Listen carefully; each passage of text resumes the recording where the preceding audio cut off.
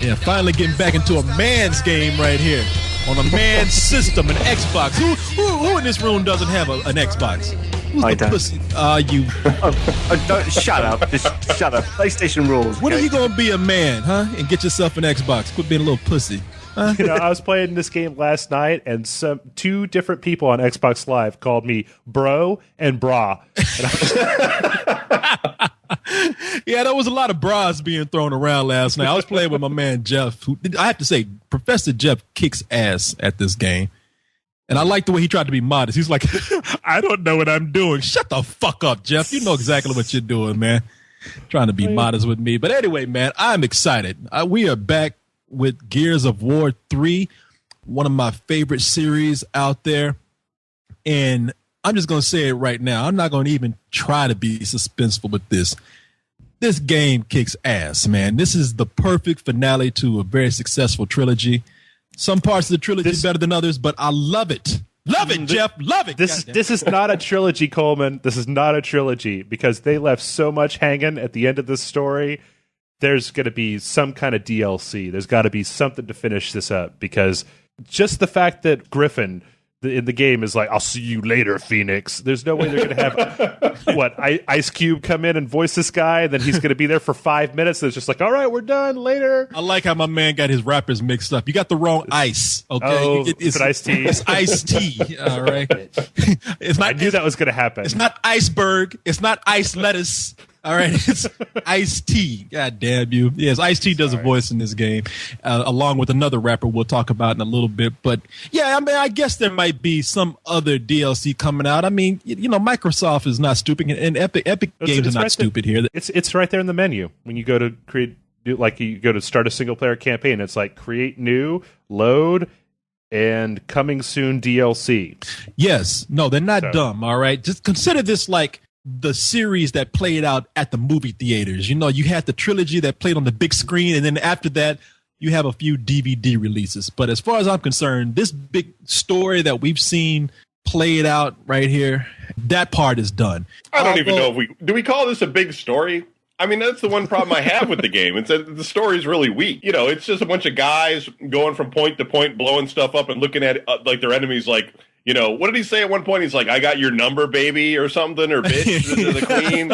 You know, well, it's, yeah. Well, it's for like, some of us in the present company, it would be nice to be told what exactly the story is, because it looks like it could be Resistance, but it's like done in a third-person style with a cover system. Well, you know what, man, Nick, my man Kevin is right. I'm not gonna lie. There's been a lot of people out there talking about, oh, this finale has wrapped itself up in a great climax to this epic story that we had. No, bullshit. The story ain't that good, okay? The story is not. The story is pretty fucking weak, man. But you know what? What I like about this is a lot of bro love going around. A lot of bro love that I like. I mean, I've never felt a bromance this great ever in any video game. That's true. And I tell you, because you're right, the story is not the guy. I'll try to tell you a little bit of it. If you've been keeping up. It seems like the story is always, it's just out of reach. Like there's this crazy story going on with all these ins and outs, but they don't really ever really tell you much of it.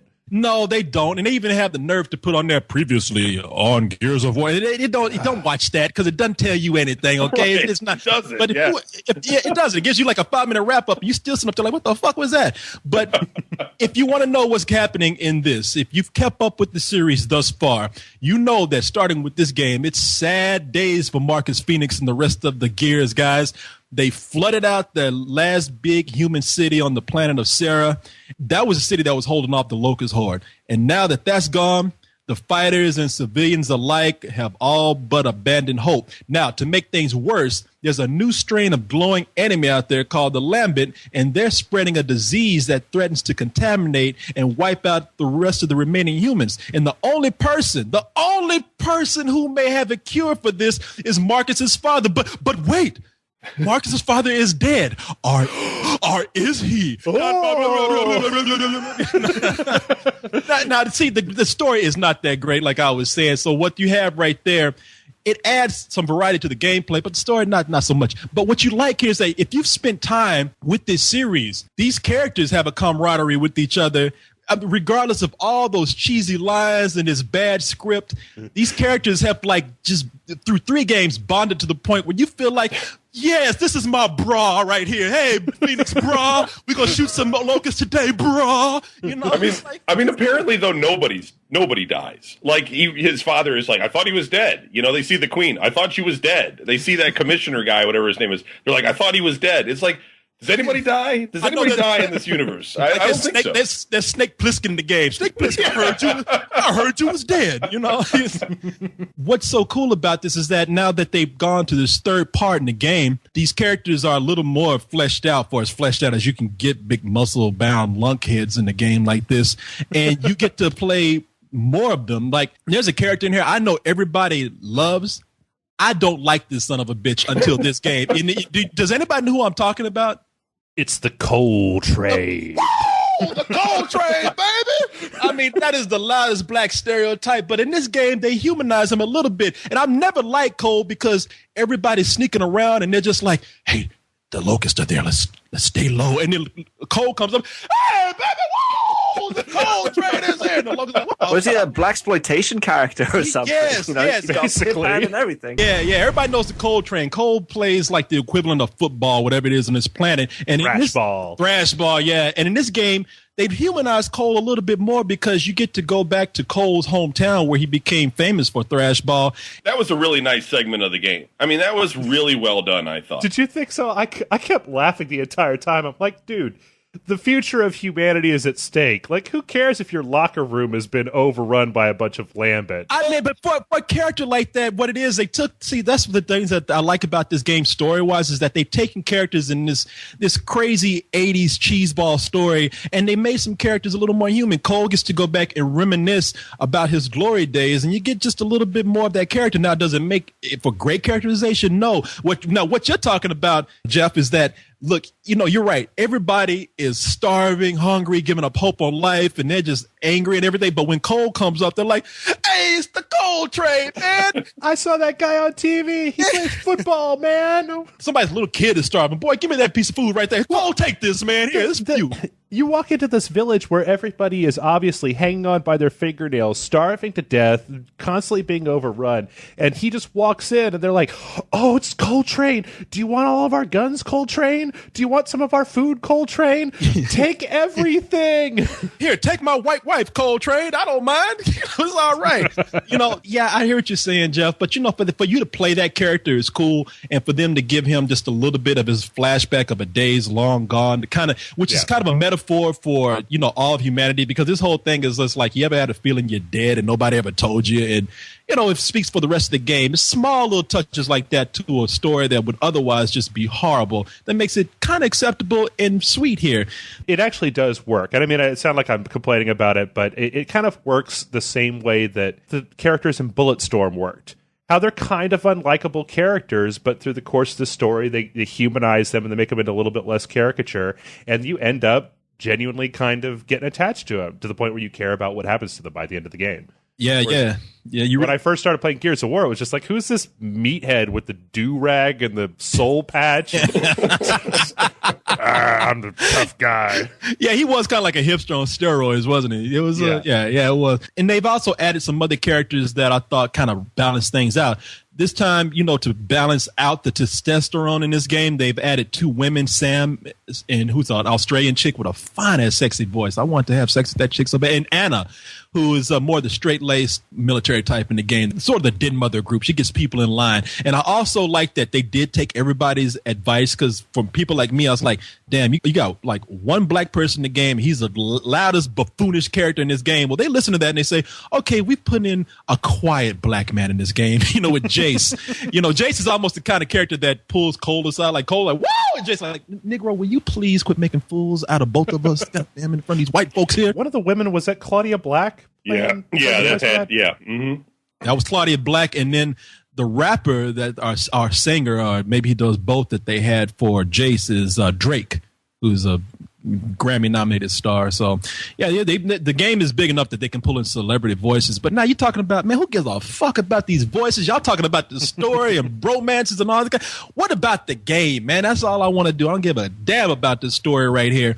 Well, I'm happy to say that the game I think is great as far as just from a player experience. Yeah, it plays really well. I mean, I think in the first one, when I had played it, I found that the cover system was a little bit rigid. You would move into cover and it was hard to move in and out of cover. And, they made it work and everybody kind of liked the first one and it was a little bit short and everything. But here it felt much more natural, and there's a nice selection of weapons and ammunition and a lot of things to pick up and play with. And game really looks great. It looks great. It's about the best looking game on the Xbox as far as I'm concerned. It's really fun, and they're constantly switching it up, moving you, between. They throw everything at you that they have. It's like you're constantly fighting something new and something interesting. So, outside of the fact that it can be very linear, where they do come up with these things where do you want to go left or do you want to go right? That's a little bit lame. I'd like that to be a little bit more like I get to just kind of go there organically, up the stairs or straight out the door. But on the whole, I found the game to be much more fun than the previous versions, and I just thought it really had a nice feel to it. Yeah, I thought that when I played Gears of War 1, there was always it seemed like there was a weird disconnect between the amount of damage that you could take and how much damage the enemies were doling out, and, the power of melee attacks. It felt like some of those ratios were just a little bit wrong, and I was dying all the time. This was perfect. You could run up on a guy and chainsaw them in half, but you couldn't always do it. There was times to use pretty much every weapon in the game, had a good spot to use it and a reason to pick it up and give it a shot. And then they had the emplacements that you could pick up, and Gnasher and the mortar and stuff like that, or the Mauler and the mortar. And yeah, it's just a nice selection of weapons. Yeah. Everybody was complaining to me when I was talking about the shotgun and talking about having the a sniper in the game. Well, in this game they have that, but they also just give you such more variety of weapons to play with and to just cause destruction. I mean, just gory destruction on your enemies, like the mortar, man, and the mulcher, which is a chainsaw gun that you can just pick up out of anywhere and just kind of mow your enemies down. That's the Lancer. And they got the digger that drills underground and then pops up and explodes. They got two different kinds of sharpshooting things. They got the regular kind of sniper gun, then you got the special sniper gun. They still got one shot. Yeah, they got the satellite bombardment. I mean, even the stupid handheld pistols that you'll almost never use. There's like 4 different kinds of those. It's really fun to keep switching between all these things and to just see what they do and to see how effective they are against all the different monsters, which, I mean, or whatever they're called, because they keep changing which ones you're fighting. But on the whole, I mean, it's very satisfying to just kind of watch some of these weapons just tear apart these guys. It's just great. And Jeff, don't you come up here trying to correct me. I know what the Lancer is. That's the one where you that's the one you chainsaw your weapon. I'm talking about the mulcher, the one that the chain gun weapon that you get, that you set down, the machine gun. Oh, yeah. God damn, it's in up here. There's actually, there's 2 kinds of Lancers. You get the new Lancer and the old Lancer. I mean, it's really cool the way they just got it all kind of everywhere, and they're all just spaced out. I mean, a little bit too much sometimes. I mean, sometimes you're just fighting you feel like you're fighting in an armory. But on the whole, it's still really fun. But just, being able to play with enemies' weapons, too, and the way you use them, it's amazing, man. And what's really, I think, the best feature that's been throughout the whole series is cooperative play. And this one, you get to play 4-player online cooperative, and you can play split screen 2-player if you want to play with somebody in the same room. But when you're playing with, I think I played with Jeff and another friend of mine, and I haven't played with 4 people yet, but just playing with other human players, man, that's quite an experience right there, because you build up camaraderie even more, because when your guy goes down, you guys have to depend on each other on your hardest parts of the game to help each other out, to pick each other up, to watch each other's backs. I mean, the AI, don't get me wrong, if you're playing alone, the AI is very helpful in this. Yeah, smart. it is. Yeah, I mean, I couldn't believe how well the AI was helping me in the game. In fact, if I had any complaints about the AI, it's almost too helpful. They were throwing grenades with accuracy. I was almost like, fuck, man, give me something to do. Y'all are leaving me behind. You're making me feel like an asshole. Cowering behind a car while all the rest of them were just taking out the enemy and stuff. At one point, I was. I was like, shit, y'all got it. I was back to eating a sandwich. But of course, I have seen times in the game where you're dying, you're on the ground, and when you die, you go down and you can kind of crawl in the direction, really pathetically crawl in the direction of your teammates in order for them to revive you. And I swear to God, there was at least 2 or 3 times I was playing the game where I saw the computer making a beeline at me to revive me and then just turn around and run back in the opposite direction. Always kind of shakes its head at you like, no, I'm not helping that guy. And they see it's you and they go, oh, it's Jeff. Fuck you, man. You ain't done nothing through this game anyway. But, cooperative play has always been a highlight of this series, and I don't think it's done any better than it's done here. When playing cooperative play with 4 people, it's amazing, man. It's a lot of fun. Plus, just when you